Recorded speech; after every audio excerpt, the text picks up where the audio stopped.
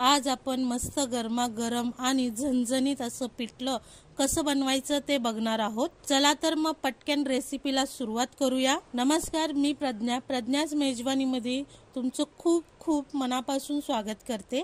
पण अशाच छान छान रेसिपीसाठी यूट्यूबवर प्रज्ञाच मेजवानीला पटकन सबस्क्राइब आणि लाईक करा। चला तर मग रेसिपी बघूया। सर्वात प्रथम आपल्याला मिक्सरचं भांडं घ्यायचं आहे।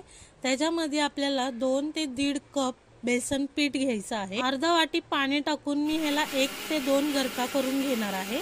मिक्सर मध्ये घातल्याने काय होईल, त्याचे लम्स जे गाठी तयार होतात ते होणार नाही, एक पूर्ण पातळ पेस्ट तयार होईल। अशा प्रकारे आपल्याला 1 ते 2 गरका मारून घ्यायचा आहे। एकीकडे कढई तापवाय ठेवायची। कढई चांगली तापल्याच्या नंतर तुम्हाला आवश्यकते तेवढं तेल टाकायचं। तेल चांगलं गरम झालं की त्याच्यामध्ये थोडासा कढीपत्ता टाकायचा। कढीपत्ता चांगला तडतडल्याच्या नंतर मी दरदर असं लसूण आणि मिरची वाटली होती ती 2 ते 3 चम्मच घालणार आहे। एक 5 मिनिटं चांगलं हलवून घेतल्याच्या नंतर 2 मीडियम आकाराचे कांदे घेतलेले आहेत आणि 2 मीडियम आकाराचे टमाटे घेतलेले आहेत। ह्याला मी एकत्र टाकून चांगलं 5-10 मिनिटं गुलाबी रंग येऊपर्यंत चांगलं त्याला परतून घेणार आहे। एक 5-10 मिनिटच वाट बघायची। 5 मिनिटांनंतर त्याच्यामध्ये हळद टाकून पुन्हा 1-2 मिनिटं चांगलं हलवून घेऊया।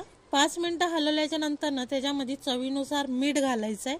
मीठ टाकून पुन्हा 5 मिनिटं साधारण आपल्याला हलवून घ्यायचं आहे। जे मिक्सर मध्ये आपण वाटलं होतं बेसन पीठ ते आपल्याला सोडून घ्यायचं आहे आणि लक्षात ठेवा एकसारखं 5 मिनिटं हलवत राहायचं आहे। गॅस मीडियम ठेवायचा आहे, मोठा करायचा नाही। एक 5 मिनिटं चांगलं हलवून घेतल्याच्या नंतर एक बेसनला एक घट्टपणा येईल। ते घट्टपणा आल्याच्या नंतर त्याच्यावरती कोथिंबीर टाकायची आणि झाकण ठेवून एक 10 मिनिटं त्याला चांगलं शिजवून द्यायचं। 10 मिनिटांनी झाकण काढायचंय, पुन्हा त्याला चांगलं 5 मिनिटं हलवून ठेवायचं आणि पुन्हा 10 मिनिटं आपल्याला चांगलं बेसन शिजवून घ्यायचं आहे। हे बघा, आता माझी रेसिपी तयार झालेली आहे। या प्रकारे आपलं चांगलं बेसन शिजवून घ्यायचं आहे। बेसन शिजल्याच्या नंतर आपल्याला आता गॅस बंद करायचा आहे, तर आपण याच्यामध्ये कोथिंबीरनी गार्निश करून घेऊया। माझी इतर रेसिपी तयार झाली आहे। पुन्हा भेटूया अशा छान छान मस्त मस्त रेसिपी सोबत। मी प्रज्ञाच मेजवानीला सपोर्ट करा। Thank you so much.